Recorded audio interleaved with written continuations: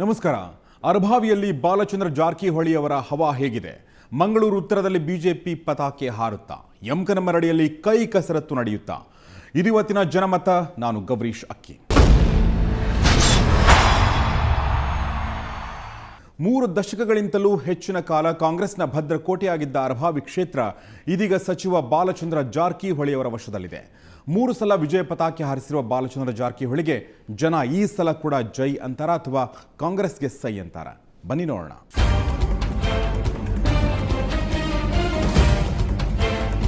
ಜನಮತ team ಇವತ್ತು ಅರಭಾವಿ ವಿಧಾನಸಭಾ ಕ್ಷೇತ್ರದ ವ್ಯಾಪ್ತಿಯಲ್ಲಿದೆ. 2008ನೇ ಇಸ್ವಿ ಚುನಾವಣೆಯಲ್ಲಿ JDS ಇಂದ ಆಯ್ಕೆಯಾದಂಥ ಬಾಲಚಂದ್ರ ಜಾರಕಿಹೊಳಿ ಅವರು ಆಪರೇಷನ್ ಕಮಲಕ್ಕೆ ಬಲಿಯಾಗಿ ಶಾಸಕ ಸ್ಥಾನಕ್ಕೆ ರಾಜೀನಾಮೆ ಕೊಟ್ಟ ಹಿನ್ನೆಲೆಯಲ್ಲಿ ಇಲ್ಲಿ ಮತ್ತೊಮ್ಮೆ ಉಪಚುನಾವಣೆ ನಡೆಯಿತು. ಆಗ ಭಾರತೀಯ ಜನತಾ ಪಕ್ಷದಿಂದ ಸ್ಪರ್ಧೆ ಮಾಡಿ ಶಾಸಕರಾಗಿ ಆಯ್ಕೆಯಾಗಿದ್ದರು. ಆದರೆ ಈ ಬಾರಿ ಈ ಒಂದು ಕ್ಷೇತ್ರವನ್ನು ಪ್ರತಿನಿಧಿಸ್ತಾ ಇರೋ ಅಂಥ ಅಭ್ಯರ್ಥಿಗಳ ಬಗ್ಗೆ ಜನ ಏನು ಹೇಳ್ತಾರೆ, ಯಾವ ಪಕ್ಷದ ಕಡೆ ಜನ ಒಲವು ತೋರಿಸ್ತಾರೆ, ಒಟ್ಟಾರೆಯಾಗಿ ಅರಭಾವಿ ಚಿತ್ರಣ ಏನಿದೆ ಅಂತ ಬನ್ನಿ ನೋಡ್ಕೊಂಬರೋಣ.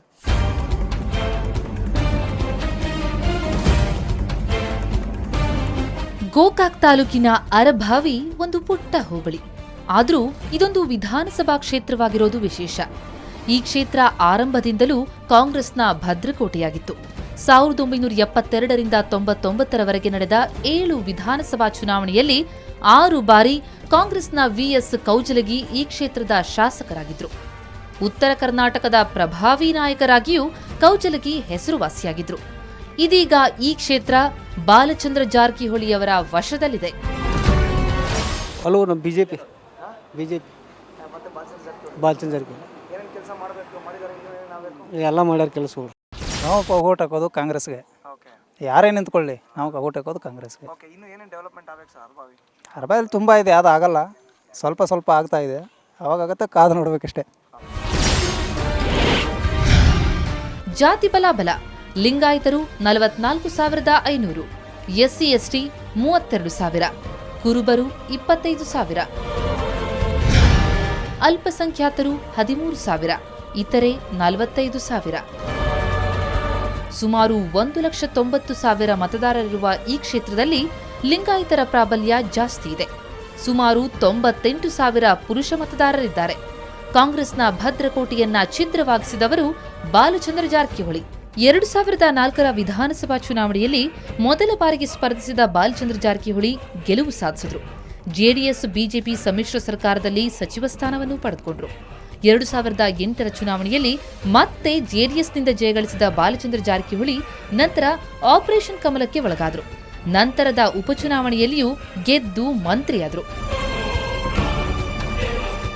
ಬಾಲಚಂದ್ರ ಜಾರಕಿಹೊಳಿ ಅವ್ರದ್ದು ಬಿಟ್ಟರೆ ಬೇರೆದವ್ರಿಗೆ ಯಾರಿಗೂ ಆಗೋದಿಲ್ಲ ರೀ. ನಮ್ಮ ಕ್ಷೇತ್ರದಾಗ ರೀ ಅವ್ರು ಇಲ್ಲಿ ಅಭಿವೃದ್ಧಿನೂ ಕೆಲಸ ಚಲೋ ಮಾಡಿದ್ದಾರೆ ರೀ.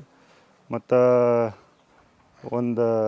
ಯಾವುದೋ ಒಂದು ವ್ಯಕ್ತಿ ಹೋದ್ರೂ ಸುದೇಕ್ರಿ ಅವರಟ್ಟ ಕೆಲಸ ಇಲ್ಲಿ ವರ್ಕ್ ಮಾಡುವಂಥ ನಮ್ಮ MLAಗಳಾಗಲಿ MP ಯಾರೂ ಇದಾಗೋದಿಲ್ಲ ರೀ ಬೇರೆದವ್ರು. ಮುಖ್ಯಮಂತ್ರಿ ಜಗದೀಶ್ ಶೆಟ್ಟರ್ ಅವರ ಮತ್ತು ಹೊಳೆ ಆದ್ರೆ ಅನುಕೂಲ ಆಗ್ತೈತೆ ರೀ. ನಮ್ಮ ಓಟ ಈ ಸಲ ಜಾರಕಿಹೊಳಿ ಅವರಿಗೆ. ಮುಖ್ಯಮಂತ್ರಿ ಕುಮಾರಸ್ವಾಮಿ ಅವರಾಗಬೇಕು. ಕಣದಲ್ಲಿರುವ ಅಭ್ಯರ್ಥಿಗಳು: BJP Balachandra Jarkiholi, Congress Ramappa Hutagi, JDS GK Hittanagi, BSR Basavaraj B Patil. ಈ ಬಾರಿಯ ಚುನಾವಣೆಯಲ್ಲಿ ಬಿಜೆಪಿಯಿಂದ ಬಾಲಚಂದ್ರ ಜಾರಕಿಹೊಳಿ ಸ್ಪರ್ಧಿಸಿದ್ದು, ಕಾಂಗ್ರೆಸ್ನಿಂದ ರಮೇಶ್ ಹುಟಗಿ, JDSನಿಂದ ಗುರಪ್ಪ ಹಿಟ್ಟಣಗಿ ನಾಮಪತ್ರ ಸಲ್ಲಿಸಿದ್ದಾರೆ. ಇನ್ನು ಚುನಾವಣೆಯಿಂದ VS ಕೌಜಲಗಿ ದೂರ ಉಳಿದಿದ್ದಾರೆ. ಬಾಲಚಂದ್ರ ವಿರುದ್ಧ ಕಳೆದ ಚುನಾವಣೆಯಲ್ಲಿ ಸೋತಿದ್ದ ವಿವೇಕ್ ರಾವ್ ಪಾಟೀಲ್ ಈ ಬಾರಿ ತಟಸ್ಥರಾಗಿದ್ದಾರೆ. ನಮ್ಮ ಓಟು ಸನ್ಮಾನ್ಯ ಬಾಲಚಂದ್ರ ಜಾರಕಿಹೊಳಿ ಅವರಿಗೆ. ನಮ್ಮ ಅರಭಾವಿ ಕ್ಷೇತ್ರದಲ್ಲಿ ಸಾಕಷ್ಟು ಕೆಲಸ ಮಾಡಿದರು. ಅದು ಯಾವುದೇ ಸಮಾಜವನ್ನು ನಿಗದಿಪಡಿಸಿದಲ್ಲ, ಎಲ್ಲ ಸಮಾಜಕ್ಕೆ ಅವರು ಒಂದು ಮಹತ್ವ ಸ್ಥಾನವನ್ನು ಕೊಟ್ಟು ಕೆಲಸ ಮಾಡಿದರು. ಅದಕ್ಕಾಗಿ ನಮ್ಮಲ್ಲಿ ಎಲ್ಲ ಕ್ಷೇತ್ರದಲ್ಲಿ ಹೆಚ್ಚು ಅವರಿಗೆ ಬಾಲಚಂದ್ರ ಜಾರಕಿಹೊಳಿ ಓಟಾಗಿ ನಾವು ಆರಿಸ್ತಿರ್ಬೇಕಂತೇಳಿ ಎಲ್ಲ ಸಮಾಜದವರು ಪಣ ತೊಟ್ಕೊಂಡಿರ್ತೀವಿ ನಾವು. ಜಾರಕಿಹೊಳಿ ಅವ್ರಿಗೆ ಓಟ್ ಹಾಕ್ತವ್ರಿ ಸರ್. ಮುಖ್ಯಮಂತ್ರಿ ಏನು ಹೇಳೋದಿಲ್ಲ ರೀ. ನಾವು ಯಾವುದೋ ಪಕ್ಷದಿಂದ ಬರಲಿ, ಯಾರೇ ಮುಖ್ಯಮಂತ್ರಿ ಆಗಲಿ, ನಮ್ಮ ಭಾಗದ ಮಾತ್ರ ಶಾಸಕರ ಅವ್ರನ್ನೇ ನಾವು ಮಾಡ್ಬೇಕನ್ನೋದು ನಮ್ಮದು ಇಚ್ಛೆ ಆಯ್ತು ರೀ. ಯಾಕಂದ್ರೆ ಕೆಲಸ ಸಾಕಷ್ಟು ಮಾಡ್ಯಾರ ಅವರ. ಜಾರಕಿಹೊಳಿ ಕೋಟೆ ಛಿದ್ರಗೊಳಿಸಲು ಹಲವರು ಪ್ರಯತ್ನ ನಡೆಸಿದ್ದು, ಮತದಾರ ಯಾರಿಗೆ ತನ್ನ ಒಲವು ತೋರಿಸ್ತಾ ಇದ್ದಾನೆ ಬನ್ನಿ ನೋಡೋಣ. ಕ್ಷೇತ್ರ ಅರಭಾವಿ ಯಾವ ಪಕ್ಷ ಗೆಲ್ಲಬೇಕು? ಬಿಜೆಪಿ ಶೇಕಡಾ 51.89, ಜೆಡಿಎಸ್ ಶೇಕಡಾ 21.51, ಕಾಂಗ್ರೆಸ್ ಶೇಕಡಾ 20.25, ಬಿಎಸ್ಆರ್ 6.26%. ಕ್ಷೇತ್ರದ ದಿಗ್ಗಜ ಕೌಜಲಗಿ ರಾಜಕೀಯದಿಂದ ದೂರ ಉಳಿದಿರೋದು ಜಾರಕಿಹೊಳಿಗೆ ಪ್ಲಸ್ ಪಾಯಿಂಟ್. ಹೀಗಾಗಿ ಈ ಸಲ ಮತ್ತೆ ಈ ಕ್ಷೇತ್ರದಲ್ಲಿ ಬಿಜೆಪಿ ವಿಜಯದ ಬಾವುಟ ಹಾರಿಸಿದ್ರೆ ಅಚ್ಚರಿಯಿಲ್ಲ.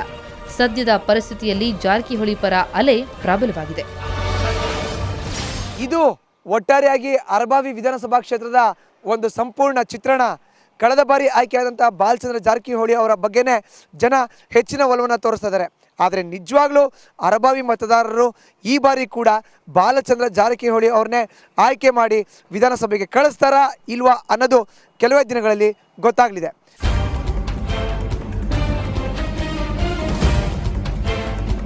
ನಮ್ಮ ಜನಮತದ ಮುಂದಿನ ಪಯಣ ಮಂಗಳೂರಿನ ಇನ್ನೊಂದು ಕ್ಷೇತ್ರದತ್ತ. ಆದರೆ ಅದಕ್ಕಿಂತ ಮುಂಚೆ ಚಿಕ್ಕದೊಂದು ವಿರಾಮ.